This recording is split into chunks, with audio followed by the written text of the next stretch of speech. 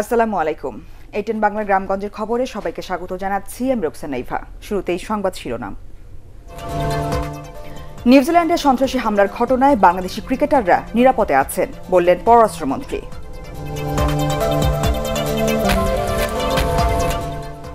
খালেদা জিয়ার মুক্তির বিষয়টি আদালতের এখতিয়ার, সরকারের কিছুই করার নেই বললেন আইনমন্ত্রী।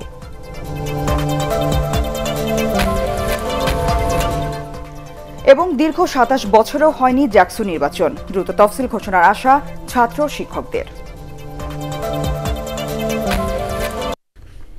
এবার বিস্তারিত।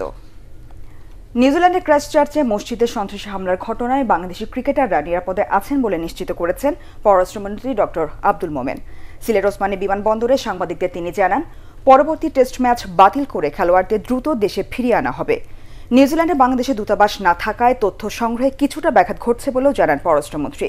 এ কারণে অস্ট্রেলিয়া দূতাবাসের মাধ্যমে তথ্য সংগ্রহ করা হচ্ছে। বাংলাদেশের খেলোয়াড়রা একটু দেরিতে মসজিদে রওনা দেয়ায় বড় ধরনের দুর্ঘটনা থেকে রক্ষা পান। আমাদের ওখানে কোনো মিশন নাই, সুতরাং আমাদের অন্যের থ্রুতে সংগ্রহ করতে হয়। আমাদের একটা বিরাট ক্রিকেট টিম সেখানে লাস্ট ফ্যাগ অফ দেয়ার টুর্নামেন্টে গেছে, সেই জন্য বেশ ভয় পাইছিলাম।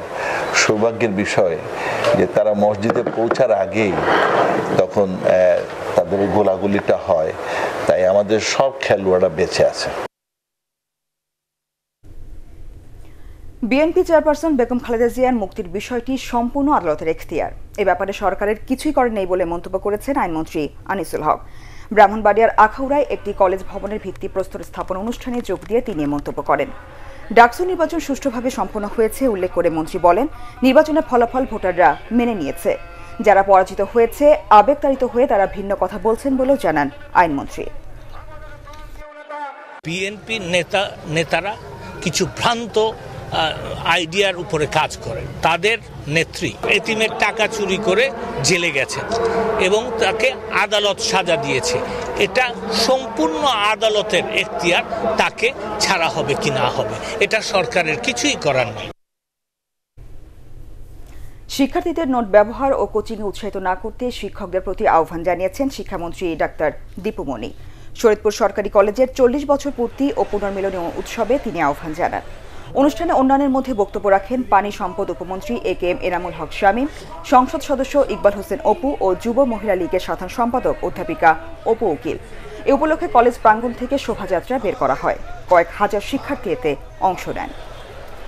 শিক্ষকেরা যেন কোচিং বাণিজ্য না করে, কোন শিক্ষার্থী কিছুটা দুর্বল হলে পিছিয়ে পড়লে তাকে সহযোগিতা করা এক কথা, আর কোন শিক্ষার্থীকে বাধ্য করা প্রাইভেট কোচিং এ আসতে এবং না আসলে তাকে ফেল করানো, এটি কোন শিক্ষকের কাজ হতে পারে না। শিক্ষকরা তারা উৎসাহিত করছেন নোট গাইড পড়তে, এটি যেন শুনতে না হয়। মুজিব ও স্বাধীনতা বিরোধীদের মুজিবনগরের মাটিতে কোনো ঠাঁই নেই বলে মন্তব্য করেছেন জনপ্রশাসন প্রতিমন্ত্রী ফরহাদ হোসেন। মেহেরপুরের মুজিবনগরের বাগওয়ান ইউনিয়ন পরিষদ চত্বরে দুস্থদের মধ্যে সরকারি উপকরণ বিতরণের সময় তিনি মন্তব্য করেন। আগামী অর্থ বছরে প্রত্যেক পরিবারের একজনকে চাকরি দেওয়ার পাশাপাশি আউটসোর্সিং সুবিধার মাধ্যমে বেকার যুবকদের কর্মসংস্থান তৈরি করা হবে বলে জানান জনপ্রশাসন প্রতিমন্ত্রী। ডাকসু নির্বাচনের পর আবারও আলোচনায় চলে এসেছে জাহাঙ্গীরনগর বিশ্ববিদ্যালয় কেন্দ্রীয় ছাত্র সংসদ জাকসু নির্বাচন প্রসঙ্গটি। শিক্ষার্থীদের অভ্যত দাবির পরও নানা জটিলতায় দীর্ঘ ২৭ বছরেও জাকসু নির্বাচন হয়নি। খুব দ্রুতই জাকসুর তফসিল ঘোষণা করা হবে, এমনটাই আশাবাদ জাহাঙ্গীরনগর বিশ্ববিদ্যালয়ের ছাত্র শিক্ষকদের। ছাত্রদের দাবির সাথে একাত্মতা প্রকাশ করে শিক্ষকরা বলছেন, খুব দ্রুতই এই নির্বাচন দেওয়া হবে। ১৯৭১ সালে প্রতিষ্ঠার পরের বছরই জাকসু গঠন ও নির্বাচন অনুষ্ঠিত হয়।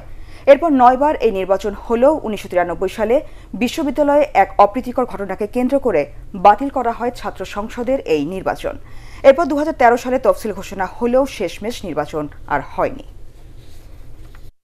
অতি দ্রুত ভোটার তালিকা হালনাগাদ করতে হবে এবং জাকসু নির্বাচনের জন্য অতি দ্রুত একটি নির্বাচন কমিশন গঠন করে নির্বাচনের তফসিল ঘোষণা করতে হবে। ছাত্রীদের প্রাণের দাবি জাকসু, এটা অচিরেই যেন নির্বাচনী তফসিল ঘোষণা করা হয়, এর জন্য আমি প্রশাসনের কাছে জোর দাবি করছি। ছাত্রদের মধ্যে নেতৃত্ব সৃষ্টির জন্য সেই অগ্রগতিটাকে আরও গতিশীল করার জন্য সংসদগুলি শুধু বিশ্ববিদ্যালয়ে না, কলেজ লেভেলেও যদি এই সংসদগুলি হতে থাকে তাহলে ছাত্রদের মধ্যে এক ধরনের নেতৃত্ব সৃষ্টি হবে, যারা পরবর্তীকালে আমাদের দেশকে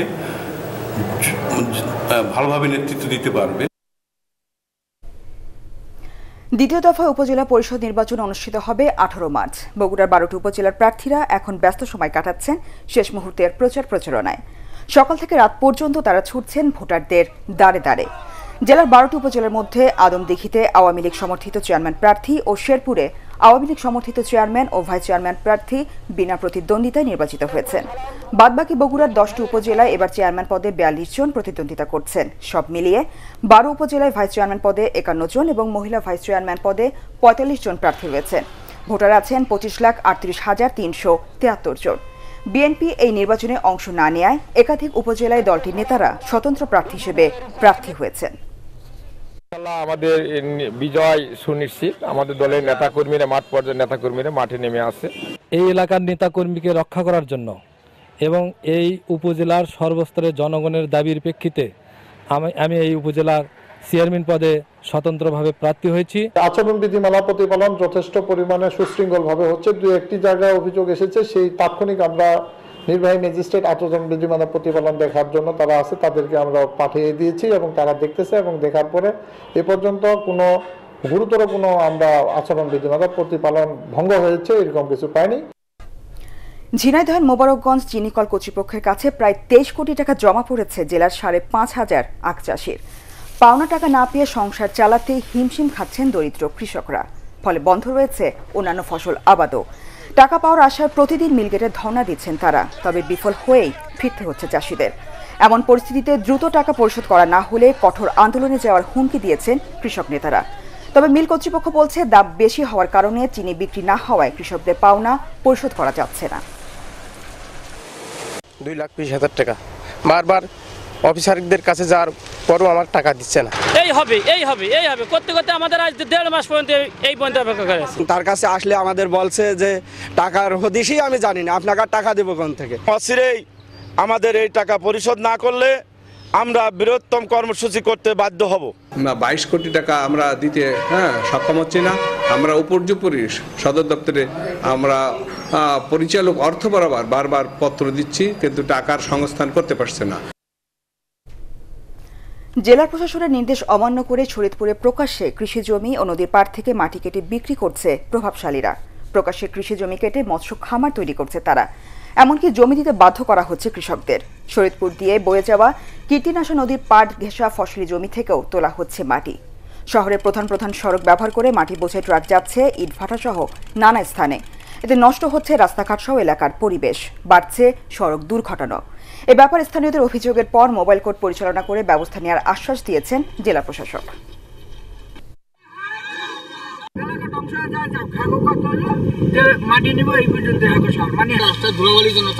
যেভাবে গাড়ি ঘোড়া যায় আমাদের অনেক পিচি পোলাপাইন আছে, তাদের অনেক ক্ষতি হতে পারে এবং রাস্তার অনেক ক্ষতি হয়। একটা মা ছেলে না থাকলে যে কষ্ট করে কষ্ট পায়, পরে ছেলে হলে যে খুশি হয়, আমরা এই রাস্তাটা খুশি হয়েছি।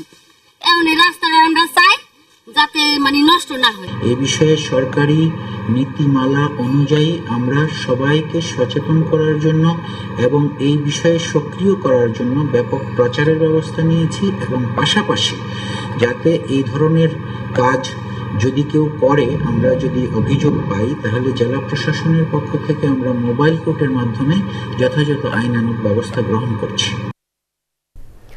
নিরাপদ মানসম্মত পণ্য এ প্রতিপাদ্য নিয়ে সারা দেশে পালিত হল বিশ্ব ভোক্তা অধিকার দিবস।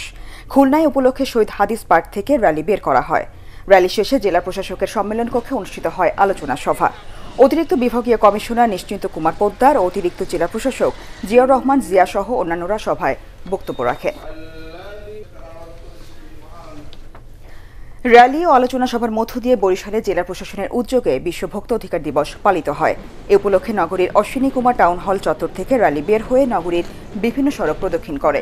পরে আলোচনা সভায় বিভাগীয় commissioner Ramchandra Das, metropolitan police commissioner Mosharraf Hossain ও পুলিশের বরিশাল রেঞ্জের ডিআইজি শফিকুল ইসলাম বক্তব্য রাখেন।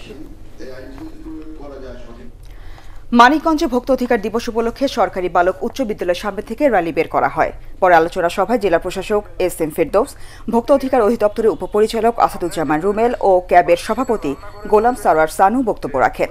জেলা প্রশাসন ও জেলা ভোক্তা অধিকার অধিদপ্তর অনুষ্ঠানের আয়োজন করে। গাইবান্ধা জেলার প্রশাসন, ক্যাব ও ভোক্তা অধিকার সংরক্ষণ অধিদপ্তর দিবসটি পালন করে। এ উপলক্ষে জেলা শিল্পকলা একাডেমি থেকে র্যালি বের হয়ে শহরের বিভিন্ন সড়ক প্রদক্ষিণ করে। র্যালিতে বিভিন্ন স্কুল কলেজের শিক্ষার্থী সহ বিভিন্ন শ্রেণী পেশার মানুষ উপস্থিত ছিলেন। পরে জেলা শিল্পকলা একাডেমি মিলনায়তনে অনুষ্ঠিত হয় আলোচনা সভা।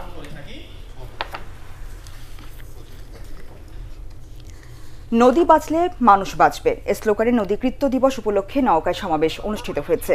সামাজিক সাংস্কৃতিক সংগঠন ২১শে পরিষদ ও বাংলাদেশ পরিবেশ আন্দোলন বাপা জেলার শাখার আয়োজনে শহরের ধোপাপাড়া পারঘাটিতে সমাবেশ অনুষ্ঠিত হয়। সমাবেশ চলাকালে ছোট যমুনা নদী রক্ষায় প্রশাসনের হস্তক্ষেপ কামনা করেন বক্তারা। এ সময় জেলেরা নৌকা নিয়ে তাদের সাথে একাত্মতা প্রকাশ করেন।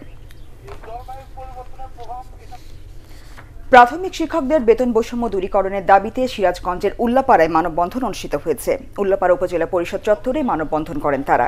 এ সময় শিক্ষক নেতারা সরকারের নির্বাচনী ইশতেহার অনুযায়ী সরকারি প্রাথমিক বিদ্যালয়ের সহকারী শিক্ষকদের বেতন বৈষম্য নিরসন করে ১১তম গ্রেড প্রদানের দাবি জানান। মানববন্ধন শেষে উপজেলা নির্বাহী কর্মকর্তার কাছে স্মারকলিপি দেওয়া হয়। উল্লাপাড়া উপজেলার বিভিন্ন প্রাথমিক বিদ্যালয়ের সহকারী শিক্ষকরা মানববন্ধনে অংশ নেন। পাবনা ঈশ্বরদীর সরকারি সারা মারোয়ারি স্কুল অ্যান্ড কলেজের ১০০ বছর পূর্তি উপলক্ষে শুরু হয়েছে দুদিনব্যাপী অনুষ্ঠান। এই উপলক্ষে স্কুল প্রাঙ্গণ থেকে র্যালি বের হয়ে শহরের বিভিন্ন সড়ক প্রদক্ষিণ করে। স্কুলের প্রাক্তন ও বর্তমান শিক্ষার্থীরা ব্যানার, ফেস্টুন ও রং বেরঙের পতাকা নিয়ে এতে অংশ নেন। র্যালি উদ্বোধন করেন সংসদ সদস্য শামসুর রহমান শরীফ। শতবর্ষ উদযাপন কমিটির আহ্বায়ক আব্দুর রহিম ও পল্লী উন্নয়ন একাডেমি বগুড়ার মহাপরিচালক আমিনুল ইসলাম সহ অন্যান্যরা এই সময় উপস্থিত ছিলেন। অনুষ্ঠানের মিডিয়া পার্টনার এটিএন বাংলা।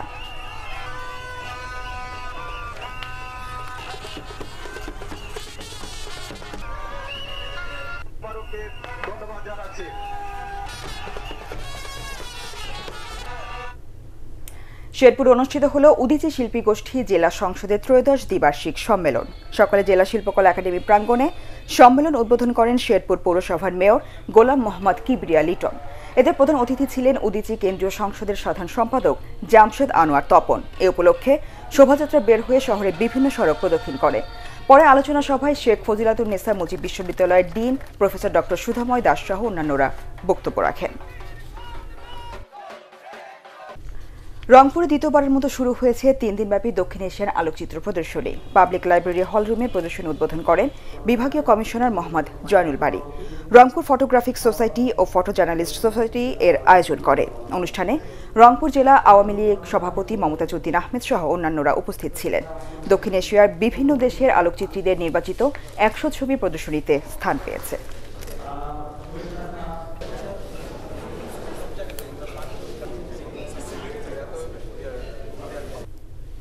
পরবর্তী সংবাদ দেখার আমন্ত্রণ জানিয়ে এখনকার মতো শেষ করছি। এছাড়াও এটিএন বাংলা সংবাদ ইউটিউবে দেখতে ব্রাউজ করুন www.youtube.com/atntubenews। সাবস্ক্রাইব করে এটিএন বাংলার সাথেই থাকুন।